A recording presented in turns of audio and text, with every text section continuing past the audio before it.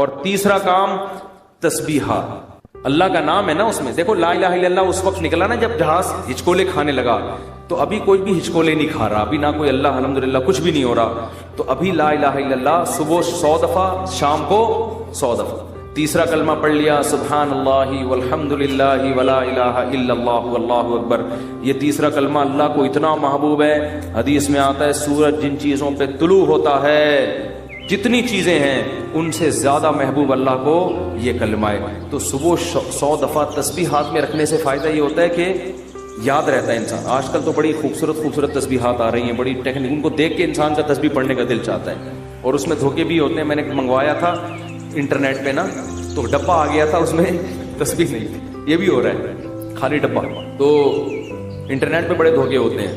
تو 100 دفعہ صبح تیسرا کلمہ، تیسرا نہیں تو چوتھا کلمہ بھی ٹھیک ہے. لا الہ الا اللہ وحدہ لا شریک لہ لہ الملک ولہ الحمد وہو علی کل شیء قدیر. نبی صلی اللہ علیہ وسلم نے فرمائی لا الہ الا اللہ وحدہ لا شریک لہ لہ الملک ولہ الحمد وہو علی کل شیء قدیر. ابھی کوئی جہاز ہچکولے نہیں کھا رہا ہے. 100 دفعہ صبح یہ پڑھ لو، 100 دفعہ شام کو یہ پڑھ لو، بیٹھ کے پڑھ لو، چلتے پھرتے پڑھ لو. یہ کلمہ اللہ کو اتنا محبوب کہ آپ صلی اللہ علیہ وسلم نے فرمایا جس نے 100 دفعہ یہ کلمہ صبح پڑھا اس سے زیادہ نیکیاں کوئی شخص اپنے اعمال میں جمع نہیں کر سکتا سارا دن، سوائے اس کے جو اس سے بھی زیادہ مرتبہ پڑھے. تو بہت یہ اللہ کو محبوب کلام ہے. کتنا پیارا لا الہ الا اللہ، اللہ کے سوا کوئی عبادت کے لائق نہیں ہے. وحدہ تنہا ہے، لا شریک لہ اس کے ساتھ کوئی شریک نہیں ہے، لہ الملک اسی کی بادشاہی، وَلَهُ الْحَمْدُ اسی وہی قابل تعریف، وَهُوَ عَلَى كُلِّ شَيْءٍ قدیر. اور یحیی و یمیت بھی درمیان میں لگا سکتے ہیں، اور وہ ہر چیز پر قدرت رکھتا ہے. یحیی و یمیت، وہی موت دیتا ہے وہی حیات. اللہ کو یہ کلمات اتنے محبوب کیوں ہیں؟ آپ کہیں گے اس میں کون سا ایسا قربانی ہے؟ اصل میں دنیا میں ہر چیز کا تذکرہ کیا جا رہا ہے جس سے انسان کا مفاد. اگر لوگ کسی ذات کو سب سے زیادہ بھولیں تو کس کو؟ اللہ. جو چیز مارکیٹ میں شارٹ ہوتی ہے اس کی ویلیو بڑھتی ہے. اللہ کو پتہ ہے کہ دنیا میں امریکہ کا نام لینے والے بہت، پیسہ کا نام لینے والے بہت، عزت شہرت کے بھوکے بہت، اللہ کا نام لینے والے مارکیٹ میں شارٹ. اور اگر اللہ کا نام لے بھی رہے ہیں تو اپنے فائدے کے لیے. آپ نے صرف اللہ کو راضی کرنے کے لیے ان تسبیحات کی پابندی کرنی. حدیث میں آتا ہے، بخاری کی حدیث ہے، کلیمتان خفیفتان علی اللسان ثقیلتان فی المیزان حبیبتان الی الرحمن. کیا خوبصورت کلام ہے. فرمائے 2 کلمے ایسے ہیں زبان پہ بہت ہلکے، ترازو میں بہت بھاری، اور الرحمن کو بہت محبوب. وہ فرمایا سبحان اللہ و بحمدہ سبحان اللہ العظیم. تو چلتے پھرتے انسان یہ پڑھ لیا کرے، اور کوئی مقصد نہ ہو کہ میں یہ وظیفہ پڑھوں گا تو میری شادی ہو جائے گی، میرے بچے ہو جائیں گے، اور وہ ماموں نہیں مجھے کہیں گے ان کے بچے. یہ چکروں میں نہ پڑھیں. اللہ کو اللہ کا نام لیں اللہ کو خوش کرنے کے لیے. اللہ کو اللہ کا نام لینے والے لوگ پسند ہیں. اور میں گارنٹی کے ساتھ لکھ کے دے دوں آپ کو، اس سے جو دل میں سکون ملے گا وہ سکون آپ کو کسی نفسیاتی ڈاکٹر کی کاؤنسلنگ سے اور کسی سائیکولوجسٹ کی کاؤنسلنگ سے نہیں ملے گا. آپ کو ایسا سکون ملے گا. آپ یہ پابندی تو کریں لیکن سکون کے چکر میں نہیں کریں، یہ پھر نہیں ملے گا سکون. اگر آپ نے ٹرائی کیا نا کہ میں اللہ کا نام لے کے دیکھتا ہوں سکون ملنا ہے کہ نہیں ملنا، پھر نہیں ملے گا. یہ تو ایک ویسے ہی اللہ کی طرف سے سہولت ہے. تو روزانہ خواتین بھی مرد بھی صبح شام کم سے کم 100 مرتبہ تیسرا یا چوتھا کلمہ صبح اور 100 مرتبہ. یہ میں بہت ہلکا پیکج دے رہا ہوں، اس سے آگے تو پھر یہ تو کم سے کم ہے. تو یہ معمول بنانا ہے. کریں گے کہ نہیں کریں گے؟ تو اور یہ جو اعتکاف والے بیٹھے ہیں نا، یہ ابھی مسجد سے جب شارٹ ہوں گے تو اگلے سال پہچان میں بھی نہیں آ رہا ہوتا کہ یہ کون ہے، کہاں سے آیا، کدھر ہے، حالانکہ قریبی محلے میں رہ رہا ہوں. ایسا نماز سے بھاگتے ہیں جیسے ان کو احساس ہو گیا کہ ہم نے جو 10 دن مسجد میں نماز پڑھی تھی وہ صحیح کام نہیں کیا تھا ہم نے، تبھی تو ایسا بھاگا ہے کہ مارکیٹ سے بالکل ہی شارٹ ہو گیا. بعض دفعہ کوئی کام کر کے دیکھتا ہے انسان تو کہتے ہیں ٹرائی کیا مزہ نہیں آیا، اب نہیں آنا. ایسا نہ کرو میرے بھائی. آپ کو 10 دن اللہ نے مسجد میں بٹھایا، آپ نے تکبیر اولیٰ سے نماز پڑھی، تراویح پڑھی، تو اب آپ کو اس کم از کم نماز ہی کو کنٹرول کر لو پورے سال. اکثر گناہگاروں کو توبہ اعتکاف میں نصیب ہوتی ہے، اکثر لوگ میں نے دیکھے. تو آپ اس توبہ پر قائم رہیں، مسجد سے تعلق بولو بھائی برقرار رکھیں، اور قرآن کی روزانہ تلاوت کا معمول ہو، اور ذکر کا معمول، دعا کا معمول. یہ 3 معمول گھروں میں پابندی سے بنانے، مردوں نے بھی اور خواتین کے جو ایام ہوتے ہیں جن میں وہ مینسز سے ہوتی ہیں، اس میں صرف تلاوت نہیں کر سکتی، وہ دعا بھی مانگ سکتی ہیں اور تسبیحات. اس تسبیح میں 10 دفعہ درود شریف اور استغفار کا بھی اضافہ کر لیں. جب 100 دفعہ تیسرا کلمہ ہوگا نا، اس سے پہلے 10 دفعہ درود شریف اور 10 دفعہ استغفار. تو یہ معمول بنائیں، اس سے انشاءاللہ سکون ملے گا. قرآن کہتے ہیں الا بذکر اللہ تطمئن القلوب. اللہ فرماتے ہیں اللہ کے ذکر سے دلوں کو سکون ملتا ہے. ہمارے حضرت کیا فرمایا کرتے تھے کہ جب بیٹھو تو 10 دفعہ استغفار، گناہوں کی معافی، 10 دفعہ درود شریف. پھر کیا کرنا ہے؟ یہ بہت اہم اس میں سبق ہے، اس لیے میں یہ بتا رہا ہوں کہ کیا یہ ہمیں نصیحت کرتے تھے. پھر کیا کرنا ہے؟ یہ مراقبہ کرنا ہے کہ جب تک کسی باغیچے سے جھاڑیوں کو صاف نہ کیا جائے، پھول بوٹے اس میں پیدا نہیں ہوتے. تو جب تک دل میں دنیا کے جو گٹر اور دنیا کے محبت کے جو گٹر ابل رہے، اس کو گٹر ہی کہا کرو. دنیا مردار کی محبت کی کیا یہ گٹر ہے. دنیا مردار کی محبت کے گٹر یہ جب تک بند نہیں ہوں گے، اللہ کی محبت کے چشمے نہیں پھوٹیں گے. ایک ہی سوراخ سے گٹر کا پانی بھی نکل رہا ہو اور چشمہ بھی نکل رہا ہو، کبھی دیکھا آپ نے؟ بولو نا کیا ہو گیا بھائی؟ جس سوراخ سے چشمے نکلتے ہیں ان سے گٹر کے پانی نہیں نکلتے. اور جن سوراخوں سے کراچی میں تو الحمدللہ یہ مثال سمجھانے کی ضرورت ہی نہیں ہے، ہر سوراخ سے گٹر کا پانی نکل رہا ہے. تو کبھی آپ نے دیکھا چشمے ابلتے ہوئے کراچی میں؟ تو جس دل میں دنیا مردار کے گٹر کا پانی ابلتا ہو، اس دل میں اللہ کی محبت کے چشمے نہیں پھوٹ سکتے. تو یہ حضرت فرماتے تھے یہ مثال سوچیں. کیوں سوچیں؟ آگے بتا رہا ہوں میں. پھر ایک اور مثال سوچیں، اور یہ ہمارے سب اکابر بتاتے رہے ہیں، صرف ہمارے حضرت کی بات نہیں ہے. دوسری کیا مثال؟ کہ جب سفید کپڑوں کو نیل لگایا جاتا ہے اس میں چمک پیدا کرنے کے لیے، تو پہلے میل کچیل کو صاف کیا جاتا ہے. ڈائریکٹ نیل نہیں لگا دیا جاتا ورنہ عجیب سا لگے گا. پہلے اس کا میل اتارا جاتا ہے، اس کے بعد اس میں برائٹنس پیدا کرنے کے لیے، اٹریکشن پیدا کرنے کے لیے، اس گند اور میل کچیل کو دور کرنے کے بعد پھر اس کو نیل کے پانی میں ڈبویا جاتا ہے. پھر کیسا اجلا اجلا اور چمکتا ہوا نظر آتا ہے وہ. تو جب تک دل میں اللہ کے غیر کی محبت کا گند صاف نہیں ہوگا، اللہ کی محبت کے نیل سے دل چمکدار نہیں ہوگا. یہاں تک کھوپڑی شریف میں بات آ گئی ہوگی میرا خیال ہے. پھر حضرت فرماتے تھے پھر اس کے بعد کیا کرنا ہے. ابھی تو یہ سوچنا ہے نا، سوچنے کے بعد کیا کرنا ہے. پھر اس کے بعد قبلہ رخ بیٹھ کے لا الہ الا اللہ کی ضرب لگانی ہے. آپ لوگ یہ کام نہ شروع کر دیں، وجہ میں بتاؤں گا آخر میں. لا الہ کرتے ہوئے کیا کرنا ہے؟ دائیں طرف سر کو لے کے جانا ہے، اور توجہ یہ کرنی ہے کہ دل سے لا الہ کا مطلب کوئی معبود نہیں، کوئی محبوب نہیں، کوئی بھی نہیں ہے. دل سے کیا کرنا ہے؟ سب کو نکال کے باہر الا اللہ. پھر واپس گردن کو لانا ہے اور دل پہ چوٹ مارنی ہے. کس کی؟ الا اللہ. لا الہ الا اللہ، لا الہ الا اللہ. کوئی نہیں ہے، صرف کون ہے؟ اللہ. تو اس کوئی نہیں میں نا یہ سارا گند نکالنا ہے. گاڑی بھی نہیں ہے، یہ بنگلہ بھی نہیں ہے، یہ پیسہ جس پہ رالیں ٹپکتی رہتی ہیں ہر وقت، اور کسی کو کوئی معشوق ہو اس کو بھی نکال دو اسی بہانے. موقع اچھا ہے، پاگل ہو رہا ہے اس کے پیچھے، اپنی صحت خراب کر رہا ہے، اپنا ایمان خراب کر رہا ہے. تو لا الہ دل سے باہر، الا اللہ صرف کون؟ اللہ. جب بار بار یہ ذکر ہوتا ہے نا، لا الہ الا اللہ، لا الہ الا اللہ، لا الہ الا اللہ، لا الہ الا اللہ، لا الہ الا اللہ، آہستہ آہستہ ذہن بننا شروع کہ میرا معبود اور میرا محبوب کون ہے؟ الا اللہ، بس اللہ ہے. اس پہ میرا خیال ہے کسی کو علمی لحاظ سے اشکال ہو سکتا ہے، بھائی اس حدیث، اس ذکر کا اور اس اسٹائل کا قرآن و سنت میں کوئی ثبوت؟ اس ذکر کا تو ہے لا الہ الا اللہ کا، اس اسٹائل کا تو کوئی ثبوت نہیں ہے. تو خوب سمجھ لیں کہ بطور علاج جب کوئی چیز کی جاتی ہے نا، اس کو تصوف میں شغل کہا جاتا ہے. ایک ہوتا ہے ذکر، ایک ہوتا ہے شغل. تو جو بطور علاج کے جو چیز کی جاتی ہے، مائنڈ بنانے کے لیے کی جاتی ہے، اس کے لیے ثبوت کی ضرورت نہیں ہوتی. اس کے لیے ثبوت کی ضرورت نہیں ہوتی. اس کو سنت اگر کوئی سمجھے گا تو پھر کیا ہے؟ پھر یہ بدعت عمل ہے بھائی. قرآن و سنت سے اس انداز کا کوئی ثبوت نہیں ہے. لیکن ایک چیز تجربے سے ثابت ہو جائے کہ اس کا فائدہ ہو رہا ہے، اور فائدہ ہو کے وہ چیز حاصل ہو رہی ہے جو اللہ چاہتا ہے، تو پھر اس کے لیے ثبوت کی ضرورت نہیں ہے. ہاں اگر یہ اجتماعی سطح پہ لوگوں کو بلا کے یہ سیٹ اپ شروع ہو جائے نا، تو پھر یہ بدعت کا ذریعہ ہونے کی وجہ سے کیا ہوگا؟ پھر ناجائز ہو.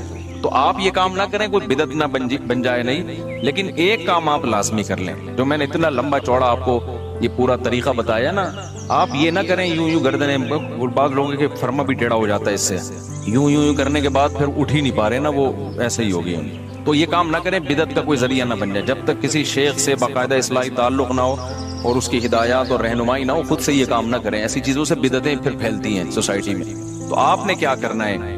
اللہ سے تعلق بحال کرنا ہے نا، تو اس کے میں طریقے بتا رہا ہوں آپ. روزانہ صبح اور شام میں لا الہ الا اللہ کے ذکر کا معمول بنانا ہے. 10 دفعہ کم سے. دیکھو تبلیغ والے تسبیح بتاتے ہیں، تیسرا کلمہ 100 دفعہ، 100 دفعہ استغفار، 100 دفعہ درود شریف، صبح بھی اور شام بھی. اصل تو یہ ہے، کیونکہ تیسرے کلمے لا الہ الا اللہ خود بخود آ گیا ہے. میں اس سے بھی آسان پیکج بتا رہا ہوں. اصل تو وہ ہے جو تبلیغ والے بتاتے ہیں.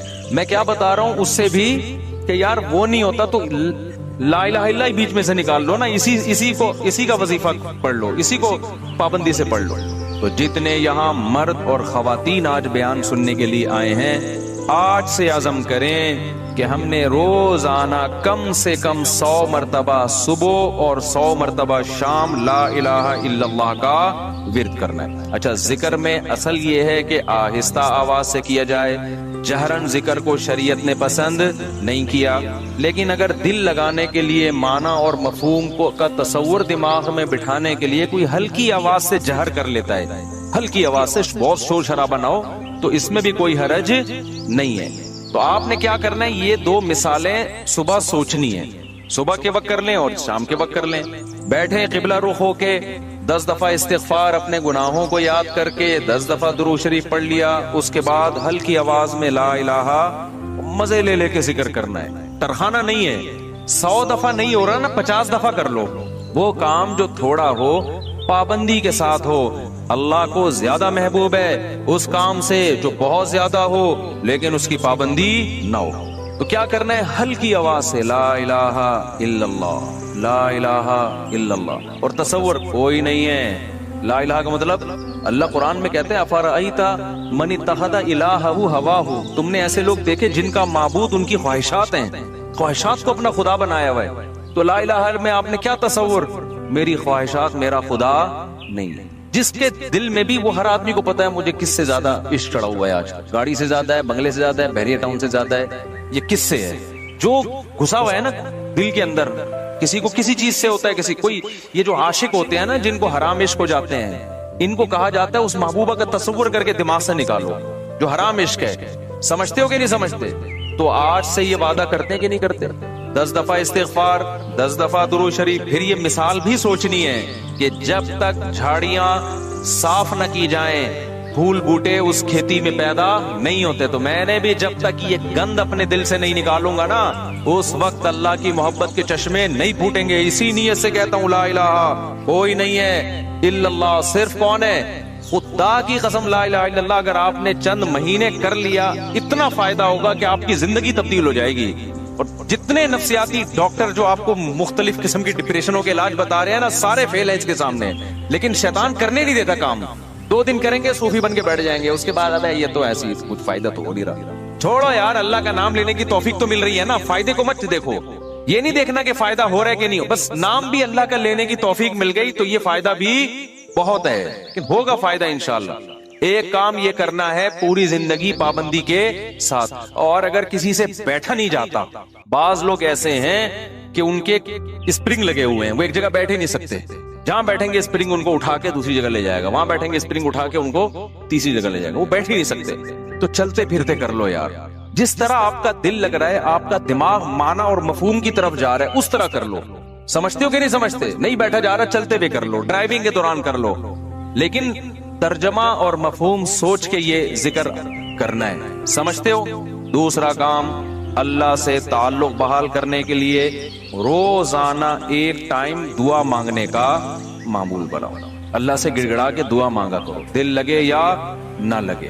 باتیں کرنا سیکھو. لوگ کہتے ہیں ہمارے پاس الفاظ ہی نہیں ہوتے دعا کے. آ جائیں گے آہستہ آہستہ، جب کرتے رہو گے نا الفاظ بھی اللہ سکھا دے گا. آدم علیہ السلام نے جب توبہ کی ہے، قرآن سے پتہ چلتا ہے ان کے پاس الفاظ نہیں تھے کہ اللہ سے کیسے توبہ کروں میں. پریشان تھے، توبہ کے الفاظ نہیں تھے. قرآن کہتا ہے فَتَلَقَّى آدَمُ مِن رَبِّهِ، رب نے آدم کو سکھائے الفاظ کہ یہ الفاظ سے دعا مانگو. تو جب آپ اللہ کے سامنے گڑ گڑاؤ گے تو انشاءاللہ اللہ آپ کو الفاظ بھی سکھاتا رہے گا. دعا ہی میں ایک اور کام کرو. ایک کتاب آتی ہے مناجات مقبولہ. کیا نام ہے کتاب کا؟ مولانا اشرف علی تھانوی رحمہ اللہ تعالی نے قرآن اور سنت میں صحیح احادیث میں جتنی دعائیں ہیں ان تمام دعاؤں کو ایک چھوٹے سے کتابچے میں جمع کر لیا ہے. یہاں تک بات کلیئر ہو گئی. پھر کیا کیا ہے؟ اب ساری دعائیں روزانہ مانگنا تو بڑا مشکل ہے، تو بہت ساری دعائیں ہیں، تو انہوں نے ان ساری دعاؤں کو 7 حصوں میں ہفتے کے 7 دنوں میں ڈیوائیڈ کر دیا ہے. اس سے وہ پڑھنا کیا ہو گئی ہیں؟ آسان. پھر لکھ دیا ہے ہفتے کی دعائیں، اتوار کی دعائیں، پیر کی دعائیں، منگل کی دعائیں، بدھ کی دعائیں، جمعرات کی دعائیں، جمعے کی دعائیں. تو جہاں جمعے کی دعا اسٹاپ ہو رہی ہے وہیں اسٹاپ کر دو، کیونکہ اب جو مناجات مقبولہ مل رہی ہے اس میں پھر لوگوں نے اپنی گریویاں بھی بہت آگے لگا دی. تو آپ نے یہاں میرا خیال ہے میں نے ساتھیوں سے کہا تھا رکھوائیں مناجات مقبولہ. یہ کوئی بزنس نہیں ہے، پتہ چلا مفتی صاحب منجن بیچنے اپنی کتابیں بیچ کے بغیر پروفٹ کے یہاں میرا خیال ہے مل جائیں گے. تو میں نے بولا تھا سب کے لیے لے کر آؤ، بس یہ تو اللہ ان سب کو ہدایت دے. کل سے میں چیخ رہا ہوں کہ لوگ زیادہ ہوں گے، مناجات مقبولہ بہت زیادہ تعداد میں ہونی چاہیے تاکہ سب لوگ خریدیں. جی چلیں آپ یہاں 150 ہوں گے اعتکاف والوں کے لیے، لیکن کسی کو فری پکڑ میں نہیں دینا ہے. فری والا کام ہمیشہ اس کا کوئی فائدہ نہیں ہوتا، پیسے خرچ کر کے لینی ہے، کوئی پروفٹ نہیں ہے. باقی لوگ بنوری ٹاؤن سے بھی ملتی ہے، ہر جگہ سے مل جاتی ہے، ٹھیک ہے نا. وہ کتاب خواتین بھی رکھیں، مرد حضرات بھی گھر میں رکھیں. اس سے فائدہ کیا ہوگا؟ ویسے الگ سے بھی دعا ہاتھ اٹھا کے اخپل طریقے سے مانگیں، رٹے رٹے الفاظ نہ ہو، آپ کے اپنے الفاظ ہوں. اور دوسرا اس دعا کو بھی روزانہ پڑھنے کا معمول بنائیں. اس سے فائدہ کیا ہوگا؟ اس میں قرآن و سنت کی جتنی دعائیں، پیغمبروں کی دعائیں ہیں، اللہ نے جو دعائیں ہمیں خود سکھائی ہیں، وہ ساری ایک ہفتے میں آپ مانگ لو گے. تو یہ کوئی کم فضیلت ہے؟ بہت بڑی فضیلت ہے. اور پھر ایک اور خاندانی فائدہ ہوگا، جب آپ وہ پابندی سے پڑھنے کا معمول بناؤ گے نا، تو 6-7 مہینے سال کے بعد جا کے وہ ساری دعائیں آپ کو یاد ہونا شروع ہو جائیں گے. ایک وقت آئے گا آپ کے سینے میں دعاؤں کا بہت بڑا ذخیرہ ہوگا. تو معمول بناؤ گے کہ نہیں بناؤ گے؟ مناجات مقبولہ خریدیں. اس کا یہ مطلب نہیں کہ الگ سے دعائیں نہیں، وہ الگ سے مانگنی ہے. کتنے کام ہو گئے؟ 3 کام. چوتھا کام دعا، وہ تو میں پہلے بتا چکا ہوں، یہ تیسرے کام میں آ گیا. چوتھا کام آپ نے کیا کرنا ہے؟ روزانہ کم سے کم 1 پارے کی تلاوت کرنی ہے. موبائل سے جان چھوٹے گی نا. لوگ کہتے ہیں پھر بھائی سارا دن موبائل میں لگے رہتے ہیں، تو موبائل نہیں ہو تو کیا کریں؟ تو یہ کام کریں گے تو پھر تھوڑا بہت موبائل کے لیے وقت بھی آپ کو مل جائے گا. پہلے اپنے آپ کو اچھے کام میں بزی تو کریں نا. تو کیا کرنا ہے؟ روزانہ 1 پارہ قرآن کی تلاوت. اگر آپ اٹک اٹک کے پڑھتے ہیں، 1 پارہ پڑھنا بہت مشکل ہے، تو ٹائم کر لیں آپ کہ میں روزانہ آدھا گھنٹہ قرآن مجید کی تلاوت کروں گا. یہ بھی مشکل لگ رہا ہے تو زیادہ فنٹر بننے کی ضرورت نہیں ہے، آپ کے 25 منٹ کروں گا. یہ بھی مشکل لگ رہا ہے تو کوئی بات نہیں، 20 منٹ پہ لے آئیں. یہ بھی مشکل لگ رہا ہے 15 منٹ پہ لے آئیں. یہ بھی مشکل لگ رہا ہے آپ میں صرف 10 منٹ میں تلاوت کروں. کوئی ٹینشن کی زیادہ کے چکر میں نہ پڑیں. شیطان کیا کہتا ہے؟ تو بہت نیک آدمی، یہ 10 منٹ سے کیا ہوتا ہے؟ سارا مسئلہ یہاں سے خراب ہوتا ہے. آپ 10 منٹ بیٹھ جاؤ قرآن لے کے. وہ 10 منٹ جو پابندی کے ساتھ ہو، اس 2-3 گھنٹے کی تلاوت سے بہتر ہے جس میں 2 دن بہت بڑا ولی اللہ بنا ہوا ہے، اس کے بعد مارکیٹ سے شارٹ ہو گیا. آئی بات سمجھ میں؟ تو روزانہ کیا کرنا ہے؟ تلاوت کا معمول بنانا ہے. کتنے کام ہو گئے؟ 4. 5واں کام کیا کرنا ہے آپ نے؟ دیکھو قرآن میں تہجد کی اتنی زیادہ فضیلت اللہ نے بیان کی ہے نا کہ ایسا لگتا ہے کہ جو جنت میں جائیں گے وہ تہجد تو پڑھتے ہی ہوں گے لازمی. یعنی قرآن سے ایسا لگتا ہے، کہیں بھی ایسا نہیں ہے کہ جنتیوں کی صفت بیان کی اور تہجد کا اس میں تذکرہ نہ ہو. تو ہمت کر کے نا رات کو 2 سے 4 رکعتیں کم از کم پڑھنے کا معمول بنا لو. اور اس 4 اور جو دعا کرو گے نا وہ اسی 4 رکعتوں کے بعد، وہ جو ایک معمول میں نے بتایا نا دعا کا، کیونکہ سب سے زیادہ قبولیت کا وقت کون سا ہے؟ رات کا آخری سے. تو ہماری خواتین کو بھی ان چیزوں کا اہتمام کرنا چاہیے اور ہمارے مردوں کو بھی. آپ دیکھنا انشاءاللہ زندگی میں آہستہ آہستہ زبردست تبدیلی آنا شروع ہوگی، سکون آنا شروع ہوگا گھروں میں، اطمینان ایک دم سے نہیں ہو جاتا سب کچھ، تھوڑا سا اللہ سے کنیکشن بحال ہونا شروع ہوگا۔ اور یہ تو ہے یعنی یہ فرائض واجبات کے بعد کی بات کر رہا ہوں، اور دوسرا جو اللہ کے مخلوق کے حقوق ہیں ان میں سب سے بڑا حق یہ ہے کہ مخلوق پہ پیسہ خرچ کیا جائے۔ انگریزوں والے اخلاق سے کچھ بھی حاصل نہیں ہوتا، لوگ تعریفیں کر دیتے ہیں بہت اچھے، گورا کیا کرتا ہے مسکراتا بہت ہے، وہ کبھی غصہ نہیں آئے گا اس کے، اچھی بات ہے، یہ کوئی بری چیز نہیں ہے، روکڑا نہیں گلتا اس کی جیب سے، بات آ رہی ہے سمجھ میں؟ ابے بھائی بس یہ کہہ کے بیان ختم کر رہا ہوں، گورا پتہ ہے کیا ہے، بہت اچھا ہے، کیوں؟ جب آپ سے ملے گا نائس ٹو میٹ یو، آپ سے مل کے مجھے خوشی ہوئی، جب بات کریں گے مسکرا کے، اچھی بات ہے، حدیث میں آتا ہے مسکرا کے بات کرنا صدقہ، کبھی کسی سے لڑیں گے نہیں اور بڑے تمیز سے سب کچھ، روکڑا نہیں نکلتا گورے کی جیب سے۔ آپ جو دیکھ رہے ہیں بل گیٹس وغیرہ بہت زیادہ پیسہ ان کے پاس ہے، تو یہ جو کر رہے ہوتے ہیں نا یہ ان کے چونی اٹھنی ہوتی ہے، سمجھتے ہو؟ یہ جو اتنا ٹرسٹ میں دے رہے ہوتے ہیں یہ ان کی چونی اٹھنیاں ہیں، تو اٹھنی نئی جنریشن کو تو اٹھنی کا مطلب ہی نہیں پتا کیا ہوتی ہے۔ نئی جنریشن جو ہے نا کچھ دنوں میں کہے گی کہ ہمارے ابا نا، ابے تو غریب آدمی، صرف 5000 کا نوٹ تجھے جیب خرچی میں ملتا ہے، تجھے شرم نہیں آتی؟ یہ 5000 کی یہ ویلیو ہونے والی ہے تھوڑے دنوں میں۔ تو خیر اللہ تعالیٰ نے ہمیں حکم دیا ہے وَفِي أَمْوَالِهِمْ حَقٌّ لِلسَّائِلِ وَالْمَحْرُومِ، ان کے مالوں میں جو ضرورت مند لوگ ہیں ان کا حق ہے۔ ایسے صدقات و خیرات کیا کرو جیسے گورا ٹائم پہ ٹیکس دیتا ہے، ان کے یہاں ٹیکس کی بڑی ویلیو ہے، اچھا شہری ہے، ٹیکس میں ڈنڈی نہیں مارتا، ہم ٹیکس بھی دیں گے لیکن ہم اپنے رشتہ داروں پہ، غریبوں پہ، ضرورت مندوں پہ ایسے تجوریوں کا منہ کھولیں گے کہ گویا یہ اللہ کی طرف سے ہم پہ ٹیکس ہے۔ کنجوسی ختم کرو معاشرے میں، زکات دیتے ہوئے جان نکل رہی ہے، حالانکہ کتنی تھوڑی سی زکات ہے یار، کتنی تھوڑی سی زکات، بیٹیوں کے نام ہو رہا ہے زیور تاکہ زکات نہ دینی پڑے، خوشی خوشی دو یار، سال میں ایک دفعہ ایک اسلام کا رکن ادا کرنے کا موقع مل رہا ہے، اسے بڑھا کے دیا کرو، 2.5% ہے ہم 5% دیں گے جی، غریبی دے، اللہ بھی تو ہمیں ضرورت سے زیادہ دے رہا ہے کہ نہیں دے رہا؟ جتنا اللہ کے ذمے ہمارا رزق ہے وہ تو 2 روٹی ہے صبح اور ایک شام، اور بالکل فٹ فاٹ رہتا ہے، لیکن اللہ پراٹھے بھی کھلا رہا ہے، اللہ ہم تختوں پہ بھی سو سکتے ہیں لیکن اللہ نے سونے کے لیے ہمیں کیا دیے ہوئے ہیں؟ گدے دیے ہوئے ہیں، ہر چیز ہمیں اللہ نے، ایک جوڑا ہمارا گزارے کے لیے کافی ہے جو سطر کو ڈھانپ لے، لیکن پیٹیاں کھولو پوٹلوں کے پوٹلے نکل کے گریں گے نیچے، تو میرے بھائی اللہ کیا ہمیں ترسا ترسا کے دیتا ہے؟ ہماری ضرورت سے کئی گنا زیادہ، تو جب اللہ ہم سے مانگتا ہے تو ہمیں بھی چاہیے اللہ کے لیے اپنے ہاتھ کو کھلا رکھیں۔ تو جتنے خواتین یہاں بیٹھی بیان سن رہی ہیں، جتنے مرد ہر مہینے معمول بنائے کچھ نہ کچھ اماؤنٹ پابندی سے صدقہ کریں گے، اور اپنے بچوں کو سکھائیں گے۔ بچوں کو پتہ ہے آج کل کیا سکھایا جا رہا ہے؟ بیٹا پیسہ جو ہے نا اس پہ کبھی کمپرومائز نہیں کرنا، ہر وقت ان کے سامنے دولت کی باتیں، پیسے کی باتیں، دولت کی باتیں، پیسے کی باتیں، بزنس کی باتیں، لہذا جس بچے کو جاب نہ ملے وہ کھمبے سے لٹک کے مرتا ہے۔ پھر وہ بچے کو توکل کی باتیں کرو، بیٹا پیسہ ویسا کچھ نہیں ہوتا، ٹھیک ہے اللہ نے ہمیں بہت دیا لیکن یہ سب کچھ نہیں ہے، اصل عمل ہے۔ اصل کیا ہے؟ عمل ہے۔ قارون جب اپنے خزانوں کے ساتھ نکلا تو غریبوں نے کہا پیسہ ہی سب کچھ ہے، اہل علم نے کیا کہا؟ بھائی یہ کچھ بھی نہیں ہے، اصل عمل ہے۔ یہ اہل علم نے کہا نا، قرآن میں کئی بار ہی بتا چکا، تو اپنے بچوں کو سکھاؤ بیٹا پیسے کسی کی دولت دے کے رالے مت ٹپکانا، اصل کیا ہے؟ عمل ہے۔ صدقہ خیرات، یہ پیسے والا اگر صدقہ خیرات کرتا ہے تو بہت اچھا، نہیں کرتا تو بیٹا یہ پیسہ وبال جان ہے۔ تو بچپن سے ان کو عیدیاں دیا کرو تو ان کو بولا کرو کہ کچھ صدقہ کرو اس میں سے۔ ہمارے حضرت تو فرمایا کرتے تھے جب فقیر کو پیسہ دینا ہو نا بچے کے ہاتھ سے دلواؤ، تم دے کر آؤ جا کے، تاکہ اس کو پیسہ دینے کی عادت پڑے۔ اپنے بچوں کے سامنے اپنی بہنوں پہ خرچ کیا کرو، اپنے رشتہ داروں پہ خرچ کیا کرو، تاکہ ان کو بھی بڑے ہو کر عادت پڑے کہ ہم نے بھی کیا کرنا ہے، اپنے بہن بھائیوں پہ خرچ کرنا ہے۔ ابا مر رہا ہوتا ہے، وصیت کر رہا ہوتا ہے میری بیٹیوں کا خیال کرنا، اگلا بول رہا تھا تو نے کون سا اپنی بہنوں کا خیال کیا کبھی زندگی میں؟ دادا یہی حسرتیں لے کے دنیا، ان کی بہنوں کی تو وراثتیں کھا کے بیٹھا ہوا ہے ابا ہمارا، پھوپھیوں کی وراثتیں کھا کے، ہوتا ہے نا ابا نے سارا وہ اسی سے تو چل رہا ہے۔ تو بھائی دل بڑا کرو گے تو اللہ بھی کیا کرے گا؟ ہاتھ اپنے بڑے، اور دل کنجوس کرو گے نا، بچا بچا کے گلک لا کے دیے میں بچوں کو، گلک میں میرے اللہ کا بڑا فضل ہے، جب میں بچپن میں گلک رکھتا تھا نا تو مجھ سے 2-4 دن تک چلا ہی نہیں جاتا تھا وہ، اس کے بعد لات مار کے توڑتا تھا، بھائی جا کلفی کھا، آئس کریم کھا، یار ہم جاتے تھے ٹافیاں کھا رہے ہوتے تھے اور پتہ نہیں کون سی چھالیاں اور سوپ، ہم سے ہوا ہی نہیں ہے کام، اللہ